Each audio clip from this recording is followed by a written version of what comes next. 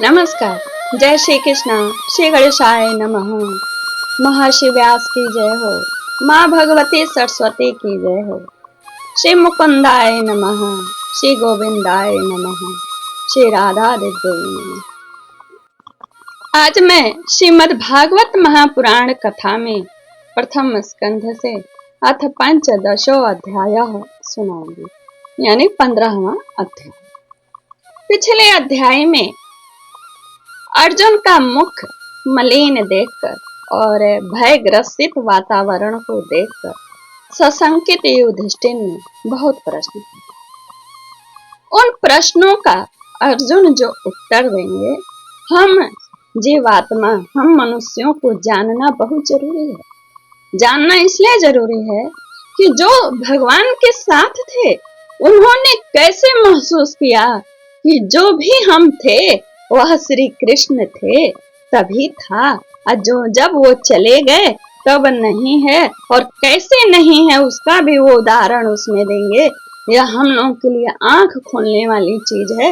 नहीं तो हम लोग जरा सा कार्य करते हैं तो क्या कहते हैं, हमने किया। लेकिन नहीं महाराज, यह इसमें 51 श्लोक है इस अध्याय में, लेकिन आपको मैं 25 श्लोक का ही हिंदी में अर्थ सुनाऊंगी। अर्जुन की वे बातें जो हम सबको आंखें खोले। श्री कृष्ण के विरह में वे अपनी बातें कहेंगे। और इस अध्याय का तो नाम है कृष्ण विरह व्यथित पांडवों का परीक्षित को राज्य देकर स्वर्ग सिधारना। परंतु जो 25 श्लोक का हिंदी में अर्थ सुनाऊंगी, उसमें अर्जुन की वह अनुभव की व्यथा जो हम प्राणियों को भी ज्ञान का प्रकाश देगी। और 25 श्लोक के पश्चात ये जो पांडव लोग हैं कैसे अपने को स्वर्गारोहण के लिए तैयार करेंगे, वह अगले वीडियो में। क्योंकि इकट्ठा एक बार सुनाओ तो ना मुझे पढ़ने में सुनाने में मजा आता है और आप लोग भी पूरा देख नहीं पाते, इसलिए ये 25 श्लोक का ही हिंदी में अर्थ सुनिए। मैं बीच बीच में बताऊंगी कि कैसे क्यों मैंने ऐसा कहा कि अर्जुन की विरह व्यथा हम जीवात्मा को आंखें खोले। सूत जी कहते हैं, भगवान श्री कृष्ण के प्यारे सखा अर्जुन एक तो पहले ही श्री कृष्ण के विरह से कृष्ण हो रहे थे। उस पर राजा युधिष्ठिर ने उनकी विषाद ग्रस्त मुद्रा देखकर उसके विषय में कई प्रकार की आशंकाएं करते हुए प्रश्नों की झड़ी लगा दी। शोक से अर्जुन का मुख और हृदय कमल सूख गया था। चेहरा तो उनका फीका पड़ गया। वे उन्हीं भगवान श्री कृष्ण के ध्यान में ऐसे डूबे रहे कि बड़े भाई के प्रश्नों का कुछ भी उत्तर ना दे सके। श्री कृष्ण की आंखों से ओझल हो जाने के कारण वे बढ़ी हुई प्रेम जनित उत्कंठा के परवश हो रहे थे। रथ हाँकने, टहलने आदि के समय भगवान ने उनके साथ जो मित्रता, अभिन्न हृदयता और प्रेम से भरे हुए व्यवहार किए थे, उनकी याद पर याद उन्हें आ रही थी। बड़े कष्ट से उन्होंने अपने शोक का वेग रोका, हाथ से नेत्रों के आंसू पोंछे, फिर रूधे हुए गले से अपने बड़े भाई महाराज युधिष्ठिर से कहा। अर्जुन बोले, महाराज, मेरे भाई अथवा अत्यंत घनिष्ठ मित्र का रूप धारण करके आए हुए मेरे सखा श्री कृष्ण ने मुझे ठग लिया। मेरे जिस प्रबल पराक्रम से बड़े बड़े देवता भी आश्चर्य में डूब जाते हैं, उसे श्री कृष्ण ने मुझसे छीन लिया। कैसे, अब वो बता रहे हैं। जैसे यह शरीर प्राण से रहित होने पर मृतक कहलाता है, वैसे ही उनके क्षण भर के वियोग से यह संसार मुझे अप्रिय लगता है। अब वे अपनी जो कीर्ति हासिल किए हैं, उस कीर्ति को कैसे महसूस करते हैं कि सारा श्री कृष्ण की देन थी, हमारा कुछ नहीं था। यहीं से हम लोग को ध्यान से सुनना है। उनके आशय से द्रौपदी स्वयंवर में राजा द्रुपद के घर आए हुए कामोन्मत्त राजाओं का तेज मैंने हरण किया। उनके आशय से श्री कृष्ण के धनुष पर बाण चढ़ाकर मत्स्य वेध किया। इस प्रकार द्रौपदी को मैंने प्राप्त किया था उनके कारण। उनकी सन्निधि मात्र से मैंने समस्त देवताओं के साथ इंद्र को अपने बल से जीत कर अग्निदेव को उनकी तृप्ति के लिए खांडव वन का दान कर दिया और मैदानों की निर्माण की हुई अलौकिक कला कौशल से युक्त मायामयी सभा प्राप्त की और आपके यज्ञ में जो सब ओर से आया कर राजाओं ने अनेकों भेंट समर्पित किए थे, जैसे 10,000 हाथियों की शक्ति और बल से संपन्न आपके इन छोटे भाई भीमसेन ने उन्हीं शक्ति से राजाओं के सिर पर पैर रखने वाले अभिमानी जरासंध का वध किया। उन्होंने कहा कि ये जो भी हुआ था उनके कारण हुआ था। तदंतर उन्हीं भगवान ने उन बहुत से राजाओं को मुक्त किया जिसे जरासंध ने कैद में करके बलि चढ़ाने ले जा रहा था। उन्हीं की कृपा से श्री कृष्ण थे, कहते हैं उन्हीं की कृपा से महारानी द्रौपदी राजसूय यज्ञ के महान अभिषेक से पवित्र हुए अपने उन सुंदर केशों को जिन्हें दुष्टों ने भरी सभा में छूने का साहस किया था बिखेर कर तथा आंखों में आंसू भरकर जब उन्हीं श्री कृष्ण के चरणों में गिर पड़ी, तब उन्होंने उसके सामने उस घोर अपमान का बदला लेने की प्रतिज्ञा करके उन धूर्तों की स्त्रियों के केस स्वयं ही अपने हाथों से खुलवाया। उनकी विधवा कर दिया, उनकी स्त्रियों की ऐसी दशा की। कहते हैं कि वही कृष्ण थे जब वनवास के समय वैरी दुर्योधन के षड्यंत्र से 10,000 शिष्यों के साथ बिठाकर भोजन करने वाले महर्षि दुर्वासा हमें दुस्तर संकट में डाल दिया था, तो वही कृष्ण ने बचाया। कैसे? उस समय उन्होंने द्रौपदी के पात्र में बची हुई शाक की एक पत्ती खाई और उसी से वो जो दुर्वासा मुनि थे, मुनि स्वयं और उनकी मंडली सब ऐसे डकारने लगा जैसे कितना कितना खाना खा लिया। उनके भोजन करने से, उस शाक के पत्ते से, श्री कृष्ण के भोजन करने से त्रिलोकी तृप्त हो चुकी थी। ये कथा आप जानते हैं, द्रौपदी वाली वह कथा मैंने यहाँ सुनाई, क्योंकि यहाँ भगवान श्री कृष्ण के प्रताप की बात हो रही है, फिर आप समझ नहीं पाएंगे। उनके प्रताप से मैंने युद्ध में पार्वती सहित भगवान शंकर को आश्चर्य में डाल दिया था तथा उन्होंने मुझको अपना पाशुपत नामक अस्त्र दिया। साथ ही दूसरे लोकपालों ने भी प्रसन्न होकर अपने अपने अस्त्र मुझे दिए। और तो क्या, उनकी कृपा से मैं इसी शरीर से स्वर्ग में गया। देवराज इंद्र की सभा में उनके बराबर आधे आसन पर बैठने का सम्मान मैंने प्राप्त किया और उनके ही आग्रह से जब मैं स्वर्ग में ही कुछ दिनों तक रह गया, तब इंद्र के समस्त देवताओं ने मेरे इन्हीं गांडवी धारण करने वाले भुजाओं का निवात कवच आदि दैत्यों को मारने के लिए आश्रय लिया।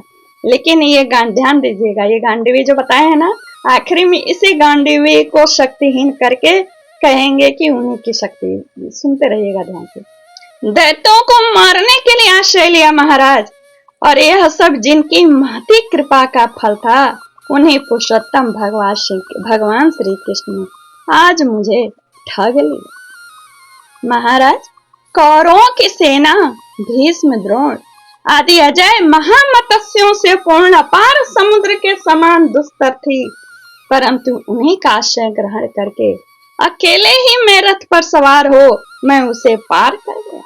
उन्हीं की सहायता से, आपको याद होगा महाराज, मैंने शत्रुओं से राजा विराट का सारा गोधन तो वापस ले ही लिया, साथ ही उनके सिरों पर से चमकते हुए मणिमय मुकुट तथा अंगों के अलंकार तक छीन लिए।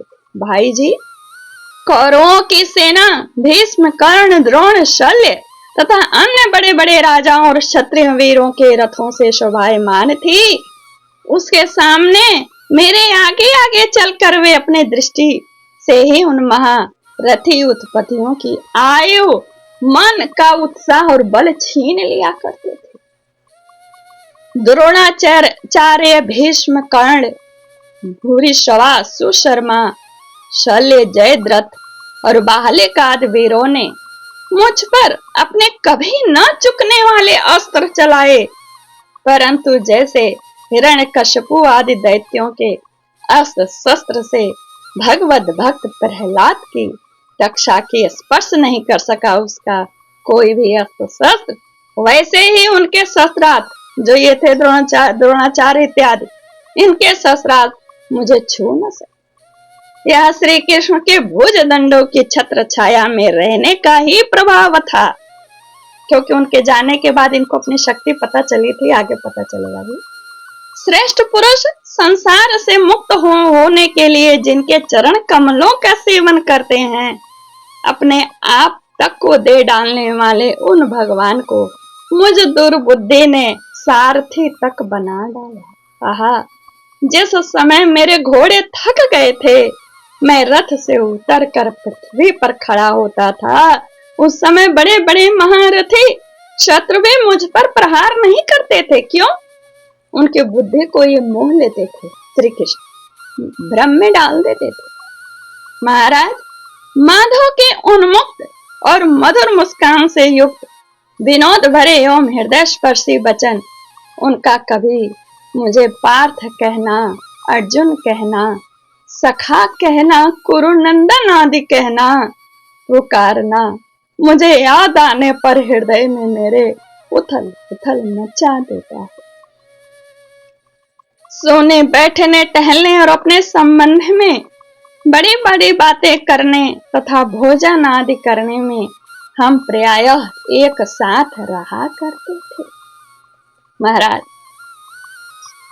मैं व्यंग में उन्हें हमेशा कह देता था, मित्र तुम तो बड़े सत्यवादी हो।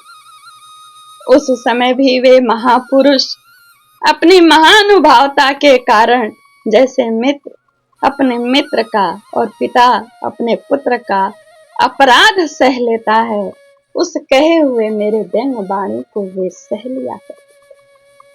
महाराज, जो मेरे सखा प्रिय मित्र नहीं, मेरे हृदय ही थे, उन्हीं पुरुषोत्तम भगवान से मैं रहित हो गया हूँ। भगवान अब बताएंगे कैसे उनके बिना मैं श्रीहीन हुआ।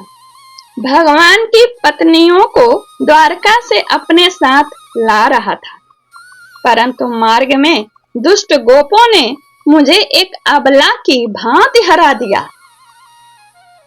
समझने योग्य बात है। श्री कृष्ण थे तो कैसे सबल थे, इसके पहले श्लोकों में आपने सुना। अब जब श्री कृष्ण चले गए तो कैसे स्त्री से भी गए गुजरे अबला हो गए। भगवान के ही स्वरूप से हम लोग संसार में स्वरूपवान है, यशस्वी है, शक्तिमान है। ये महसूस करिए, यह सर्ग आपको अच्छे से महसूस कराएगा। यह अध्याय कहते हैं उन्होंने मुझे अबला की भांति हरा दिया और उनकी रक्षा में कर नहीं सका, उनकी पत्नियों की रक्षा नहीं कर सके।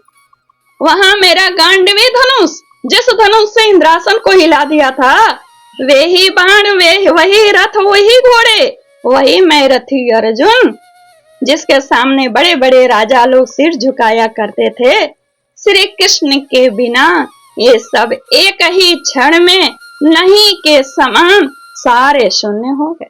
ठीक उसी तरह जैसे भस्म में डाली हुई आहुति और जैसे कपट से कोई सेवा करे कुछ पाने की इच्छा से, और ऊसर में बोया हुआ बीज, ये तीनों व्यर्थ जाता है, वैसे ही मेरी शक्तियां और मेरा यह धनुष भस्म के समान, कोई भी उसमें शक्ति नहीं थी। राजन, आपने द्वारकावासी अपने जिन सुहृद संबंधियों की बात पूछी है, वे ब्राह्मणों के शापवश मोहग्रस्त हो गए और वारुणी मदिरा के पान से उन्मत्त होकर अपरिचितों की भांति आपस में ही एक दूसरे से भिड़ गए और घूंसों से मार पीट करके सबके सब नष्ट हो गए। उनमें से केवल 4-5 ही बचे हैं। वास्तव में यह सर्वशक्तिमान भगवान की ही लीला है कि संसार के प्राणी परस्पर एक दूसरे का पालन पोषण भी करते हैं और एक दूसरे को ही मार डालते। कहते हैं, अब ये 25 और 26 श्लोक का हिंदी में अर्थ सुनाऊंगी आगे का दूसरे वीडियो में।